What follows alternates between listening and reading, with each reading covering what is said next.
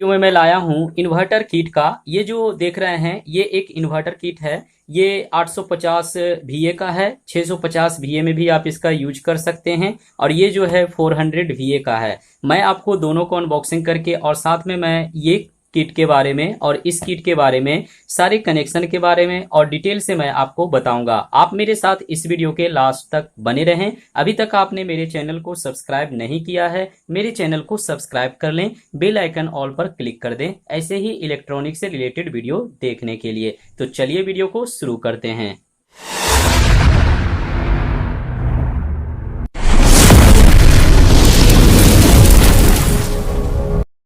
ये एक 850 VA का एक डिजिटल इन्वर्टर किट है। इसमें जितने भी कंपोनेंट लगा हुआ है उसके बारे में मैं जानकारी दूंगा और कौन से मोस्फेट का यूज किया गया है।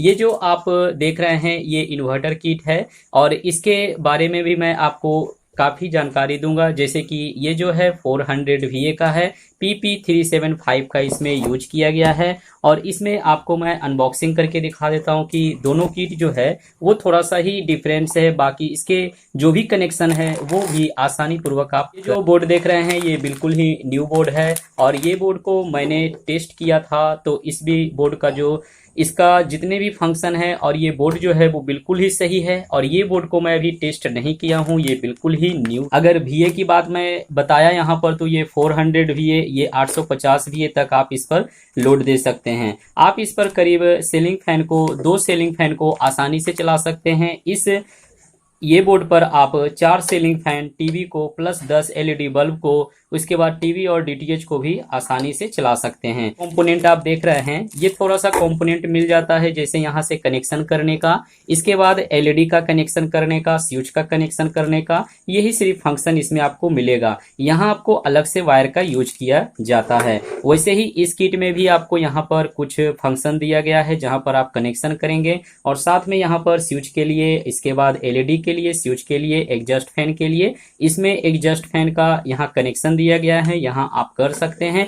बट इसमें एग्जॉस्ट फैन की कोई आवश्यकता नहीं पड़ता है, ये ज्यादा हीट नहीं होता है, ये काफी ज्यादा हीट होता है तो इसे कूल रखने के लिए ही यूज किया गया है। अब देखेंगे कि इसका हेडसिंक देखें और इसका हेडसिंक, इसमें काफी कम हेडसिंक का यूज किया गया है। ये बहुत ही छोटे हेडसिंक का यूज किया गया है और इसमें N55 का यूज किया गया है और इसमें Z44N का मोस्फेट का यूज किया गया है और इसमें N55 का यूज किया गया है मोस्फेट का। इसमें 2 पीस मोस्फेट यहाँ देखने को आपको मिलेगा और इस साइड में भी देखें तो 2 पीस मोस्फेट का यूज किया गया है और इसमें आपको देखने को मिलेगा कि करीब 4 पीस मोस्फेट लगा हुआ है इस साइड में भी और इस साइड में भी। अब मैं आपको इन दोनों का अलग अलग थोड़ा सा जानकारी दे देता हूं। तो चलिए पहले इसकी मैं जानकारी दूंगा। को LED के लिए और स्विच के लिए दिया गया है। ये जो कनेक्शन आप देख रहे हैं जैसे कि इसमें चाहिए करीब 12 वोल्ट का पॉजिटिव कनेक्शन इस बोर्ड को ऑपरेट होने के लिए, उसके लिए यहाँ पर कनेक्शन रहेगा और इसमें आपको वायर का कनेक्शन करके ट्रांसफार्मर का जो मिडिल वाला वायर है उससे कनेक्शन कर देना है। और ये जो कनेक्शन आप देख रहे हैं जैसे कि मेन लीड का जो भी कनेक्शन यहाँ किया जाएगा उसके लिए ये वायर का यूज करना है जिसमें आपको कनेक्शन कर लिया जाता है। यही सारा फंक्शन आपको इसमें भी शो किया गया है, देख सकते हैं। एक कनेक्शन आपको इधर भी देखने को मिलेगा, पॉजिटिव 12 वोल्ट से डायरेक्ट कनेक्शन किया जाता है। तो इतने सारे कंपोनेंट आपको मिलेगा। इसके बाद जब आप कनेक्शन करेंगे इस बोर्ड को तो फिर आपको अलग से वायर का यूज करना रहता है। अब मैं आपको यहाँ पर डिटेल से बताऊंगा। जैसे कि ये जो आप देख रहे हैं यहाँ पर मोस्फेट का यूज किया गया है। ये जो मोस्फेट का नंबर अगर आप देखेंगे तो करीब इसमें यहाँ पर दिया गया है P55N का दिया गया है। तो यही मोस्फेट 2 पीस यहाँ यूज किया गया है और इस साइड में भी P55N का यूज किया गया है। ये साथ में हेडसिंक लगा दिया जाता है क्योंकि जब इस पर लोड होगा तो इसमें काफी ज्यादा हीट होता है जिसके कारण इसके एल्युमिनियम के हेडसिंक लगाया जाता है इसके हीट को एब्जॉर्ब करने के लिए। और यही एल्युमिनियम पर आपको ट्रांसफार्मर से 2 कनेक्शन यहाँ दे दिया जाता है। अब देखें यहाँ पर आपको इसका बैटरी का जो नेगेटिव टर्मिनल से कनेक्शन करके यहाँ पर आपको सोल्डर कर दिया जाता है। इसके बाद यहाँ पर नाइक्रोम के यहाँ रेजिस्टेंस को लगा दिया गया है। इसे लगाने से बेनिफिट ये होगा कि ये मोसफेट पर लोड जो है वो कम आएगा, इसे टिकाऊ करके रखेगा। अब मोसफेट के लिए यहाँ पर कुछ रेजिस्टर का, फिर यहाँ पर ट्रांजिस्टर का, इसके बाद पीएफ का, जेनर डायोड का यहाँ पर यूज किया गया है। यहाँ पर आप पॉजिटिव के लिए देखेंगे तो एक कैपेसिटर जो 24 वोल्ट 220 ओम का यूज किया गया है। पॉजिटिव कनेक्शन यहाँ पर आप देंगे तो ये बोर्ड जो है वो वर्क करना शुरू कर देगा। सेम कनेक्शन जो इधर किया गया है, सेम कनेक्शन आपको इधर भी देखने को मिलेगा। अब इन्वर्टर जब आप ऑन करते हैं तो ये जो दो ट्रांजिस्टर आप देख रहे हैं, ये दो ट्रांजिस्टर से ही ये बोर्ड ऑपरेट हो जाता है। इसके बाद ये बोर्ड जो है आपका इन्वर्टर वर्क करने लगता है। अब देखें यहाँ पर 2 पीस रिले है और यहाँ मेन कनेक्शन है। मेन कनेक्शन में यहाँ N जहाँ पर दिया गया है ये इसका न्यूट्रल है। यहाँ OP जहाँ पर आपको आउटपुट वोल्टेज मिलेगा इन्वर्टर का। इसके बाद यहाँ पर मेन का कनेक्शन, इन्वर्टर लाइन इसमें इन होगा। इसके बाद चार्जिंग का होगा, तो इसमें आपको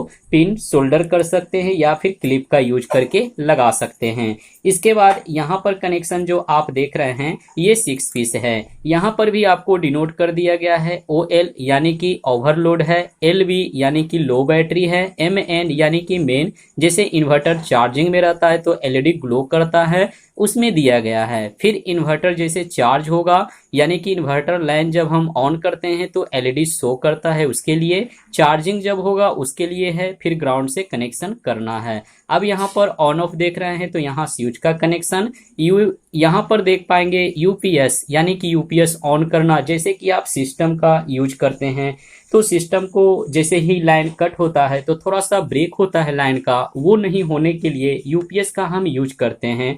क्योंकि सिस्टम हमारा ऑफ ना हो जाए इसलिए हम UPS मोड में ऑन करके रखते हैं और हमारा सिस्टम में जो भी हम वर्क कर रहे हैं वो हमारा बिल्कुल सही से रहे और हमारा सिस्टम ऑन रहे, इसलिए UPS का यूज किया जाता है। इसका कनेक्शन यहाँ दिया गया है। अब यहाँ पर देख रहे हैं RPS 375 यहाँ IC का यूज किया गया है। ये माइक्रो कंट्रोलर IC है। इसी से ये टोटल जो सिस्टम आप देख रहे हैं इस बोर्ड को, ये बोर्ड इसी पर वर्क करता है। और साथ में एक IC यहाँ पर भी यूज किया गया है, 324L का यूज किया गया है। फिर यहाँ पर देख पाएंगे ऑप्टो कॉपलर का यूज किया गया है। यहाँ पर 2 पीस IC, 1 पीस यहाँ IC है। ये IC की अगर नंबर हम देखें तो 612 का IC का दोनों पीस सेम है, इसका यूज किया गया है। इसके बाद एक 7805 IC का यूज किया गया है 5 वोल्ट आउटपुट के लिए। इसके बाद यहाँ पर छोटे छोटे जो ये सब देख रहे हैं ये इसका कैपेसिटर बजर है, ये सारे जो है इसका रेजिस्टेंस है। फिर डायोड देख रहे हैं, ये ट्रांजिस्टर है, PF लगा हुआ है। इसके बाद यहाँ पर भी आप डायोड देखेंगे, ब्रिज रेक्टिफायर यहाँ पर बनाया गया है। फिर यहाँ ट्रांजिस्टर, फिर रेजिस्टेंस का यूज किया गया है, रिले है। इसके बाद टोटल कनेक्शन इसमें अच्छी तरीके से कर दिया गया है। जब आप इसका असेंबल करेंगे अपने इन्वर्टर में तो फिर आपको इसकी जानकारी लेनी होगी और जैसे जैसे इसका कनेक्शन दिया गया है सेम प्रोसेस पर आप इसका कनेक्शन कर देंगे, आपका इन्वर्टर बिल्कुल सही तरीके से वर्क करने लगेगा।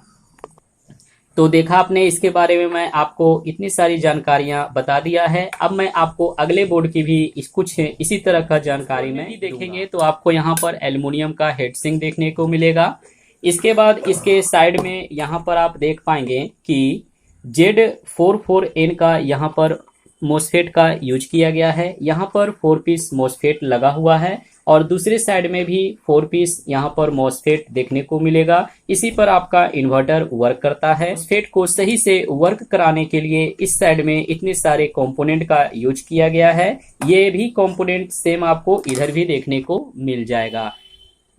इसके बाद आप देखेंगे कि यहाँ नेगेटिव का कनेक्शन दिया जाता है। जैसे कि बैटरी का नेगेटिव टर्मिनल को आप यहाँ पर कनेक्शन करेंगे, यहाँ कि इस पर आपको करीब 10 स्क्वायर mm के वायर का यूज किया जाता है और इसे नट बोल्ट की हेल्प से टाइट कर लिया जाता है। इसके बाद आपको पॉजिटिव का कनेक्शन के लिए यहाँ पर एक कनेक्शन दिया गया है। जब आप इस कनेक्शन को देंगे ये बोर्ड वर्क करना शुरू कर देगा। अब देखें यहाँ पर एक ट्रांसफार्मर का यूज किया गया है।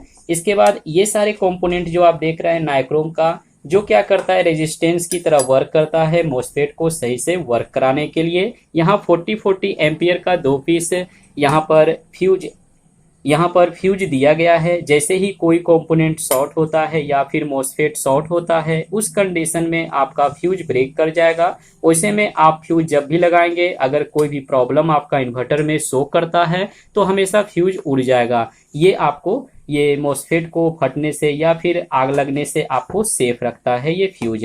अब देखेंगे यहाँ पर मेन कनेक्शन में एक ट्रांसफार्मर का यूज किया गया है। यहाँ पर आपको 4 पीस कनेक्शन और 3 पीस कनेक्शन, ये तीनों कनेक्शन आपको डायरेक्ट ट्रांसफार्मर से हो जाता है। और यहाँ पर इन्वर्टर का, फिर मेन का कनेक्शन, ग्राउंड का कनेक्शन, इन्वर्टर से आउटपुट जो निकलेगा उसका कनेक्शन यहाँ कर लिया जाता है। अब यहाँ पर देख पाएंगे कि जैसे कि ओवरलोड का है, लो बैटरी का है, मेन का है, इन्वर्टर का है, फिर ग्राउंड का है, यहीं से कनेक्शन आपको दिया जाता है। इसके बाद यहाँ पर आपका जैसे कि ये काफ़ी हीट होता है, क्योंकि ज़्यादा एम्पियर जब लेगा तो स्वाभाविक सी बात है कि आपका मॉसफेट काफ़ी ज़्यादा हीट होगा। उस कंडीशन में क्या होगा कि इसे कूल रखने के लिए यहाँ पर एग्जॉस्ट फैन के लिए कनेक्शन दिया गया है। आपको यहाँ पर कूलिंग फैन का यूज करना रहता है, यहाँ पर आपको स्विच का यूज करना रहता है। इसके बाद यहाँ पर आपको एक अलग से, जैसे कि आप यूपीएस में इसे चलाना चाहते हैं, जैसे कि आपका सिस्टम पर आप वर्क कर रहे हैं, आप नहीं चाहते हैं कि आप लाइन कटने के बाद थोड़ा सा भी उसमें फ्लैक्चुएट हो,